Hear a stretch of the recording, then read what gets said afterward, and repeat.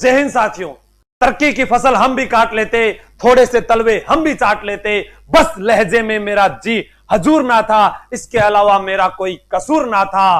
पल भर को भी मैं बेजमीर हो जाता, यकीन मानिए मैं अमीर हो जाता। आज बात करते हैं दोस्तों उसकी जिसके लिए आप लोगों का भी हृदय कांप उठा होगा। जी बिल्कुल, किसकी? काश हमारा भी वोट होता, काश हमसे भी कोई उम्मीद रखता, काश हमारी भी कोई जान की ओर सोचता। मैं बात करने जा रहा हूं आज गौ माता की। आज कहां है वो जो कहते हैं कि गाय में 33 करोड़ देवी देवता निवास करते हैं?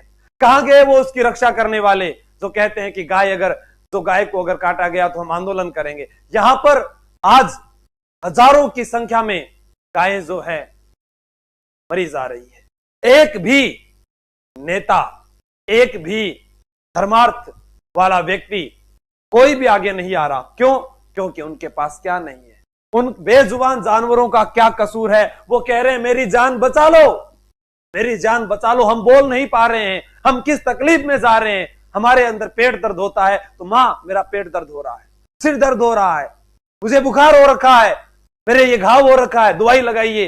ये बेजुबान जानवर जो आराम से अपने प्राणों को त्यागते जा रहे हैं। और एक तरफ वो मीडिया जिसने कल 4 वो चीते आ गए, उनकी पूरी टीआरपी बटोरने के लिए पूरे भारत में उनको फेमस कर दिया। क्या हुआ? आखिर उनकी क्या जरूरत पड़ गई? जब 1952 से लेकर आज तक देश चल रहा है तो उनकी ऐसी क्या जरूरत पड़ गई? और जब वो आए तो उन्होंने हिरण को, छोटे जो जीव जंतु थे उनको वो खाने लग गए। तो ऐसा क्या हुआ कि उनको इतना जरूरी था कि उनको यहां लाया जाए, उनको बसाया जाए? हम बात कह दें कि पर्यटन को बढ़ावा दिया जाए, इसलिए लेकर आए थे। तो क्या पर्यटन उनके बिना नहीं चल रहा था? क्या उनके बिना लोग धार्मिक स्थल पर नहीं आ रहे थे, ऐतिहासिक स्थल पर नहीं आ रहे थे? लेकिन बस एक मीडिया कवरेज और एक व्यक्ति जिसके द्वारा कुछ किया जाए और उसको फिर बरत दिया जाए। लेकिन इतनी हजारों की, लाखों की संख्या में जो गायें मरी, एक भी अखबार के अंदर पूरी उसकी रिपोर्ट नहीं आई, एक भी मीडिया वाले ने वहां जाकर धरना प्रदर्शन नहीं किया। क्यों? अब कहां गए वो? क्योंकि हमारे पास कोई वोट नहीं है। तस्वीर देखिए आप, तब तो वैक्सीन भी बनती और उपचार भी होता, क्योंकि कोरोना जब आया तो पूरा राजस्थान बंद कर दिया गया था और व्यक्ति की कीमत थी। लेकिन उस व्यक्ति को जिंदा रखने वाली मां के अलावा ये गाय भी है जो अपना दूध देती। वो दूध पीकर बच्चा बड़ा होता है, घी खाकर वो तरोताजा अपने सेहतमंद बनता है। लेकिन आज उसके कोई महत्ता नहीं है।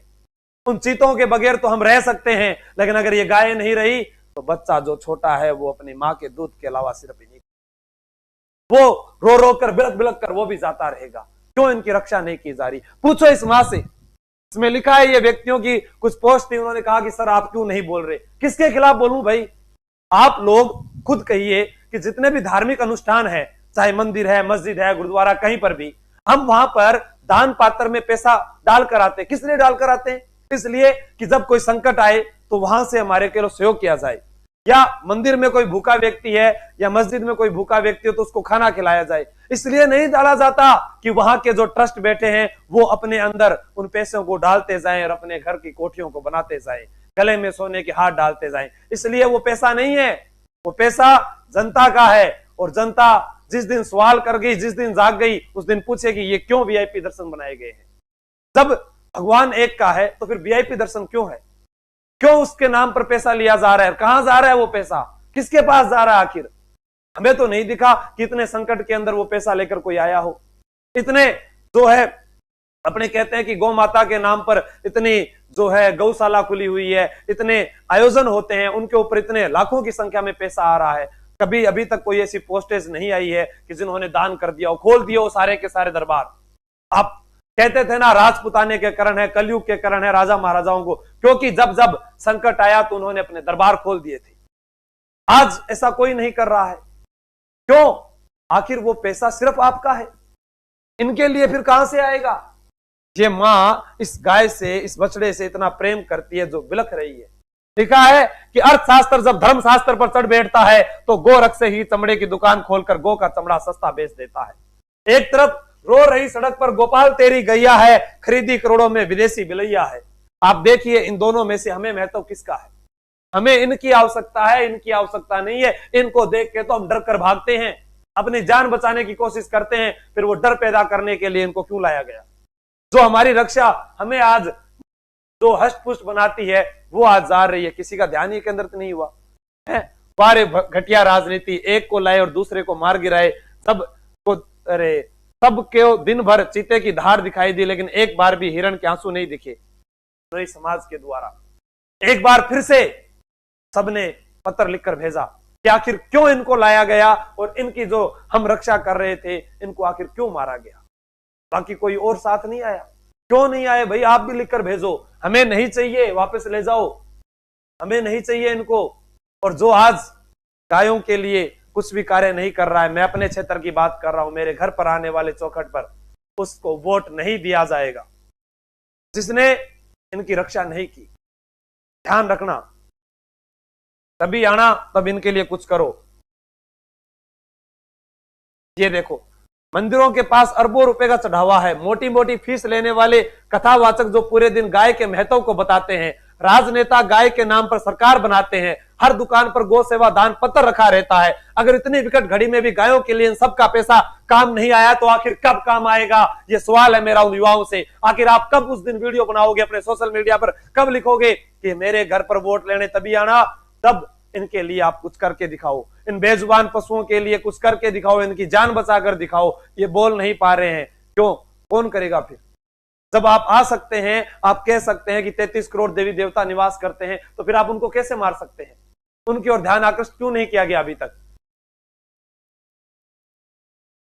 ये पूरा लिखा हुआ है, जो वहां पर बात लिखी हुई थी, इकट्ठा करते हैं, कहां गए वो सब धन, तो पैसा और सब कुछ। ये सब कुछ ये विद्यार्थियों के कुछ स्टेटस थे, उन्होंने कहा कि सर कोई आवाज नहीं उठा रहा है, आप तो आवाज उठाइए। मैं आवाज उठा रहा हूं, लेकिन मेरे आवाज उठाने से कुछ नहीं होगा। प्रत्येक युवा अगर जागता है, अपने विधानसभा क्षेत्र के अंदर वो जागता है, अपने नेताओं को वो कहता है, उनके अंदर आने वाले मंदिरों में जो लाखों रुपए का पैसा आ रहा है, उनसे अगर उनका इलाज करवाया जाए, अगर आप एक भी जान बचाते हैं तो वो बहुत अच्छी बात होगी। इनके लिए जो हो सकता है हम सबको करना पड़ेगा, वरना ये गूंगी बहरी सरकारें कभी भी मुंह नहीं खोलने वाली है। तो कोशिश कीजिएगा, आप भी प्रयास कीजिएगा और इस वीडियो को शेयर कीजिएगा, पहुंचाइएगा हर घर तक, ताकि वो भी सुने और समझे कि आखिर वो पैसा जो हमने चढ़ाया था वो आखिर काम किसके आ रहा है। एक बार सोच कर देखिए आप खुद कि वो पैसा काम किसके आ रहा है। क्या आपको वापस मिल रहा है? क्या आपने देखा है कि किसी गरीब के घर में शादी हो रही है तब जाकर वो पैसा वहां से लगाया जा रहा है? कोई भूखा मर रहा है तो वहां पर लगाया जा रहा है, कोई बीमारी से त्रस्त है और वह हॉस्पिटल में दम तोड़ रहा है तब वहां पर लगाया जा रहा है। आपका घर सजाने के लिए हमने नहीं दिया है, हमने दिया है हमारी आस्था को दिया है। हमें विश्वास है तब दिया है कि संकट के समय ये हमारे काम आए, और जो संकट के समय काम नहीं आया तो फिर इन दान पेटियों को उठाकर रख दीजिएगा। जय हिंद, जय भारत।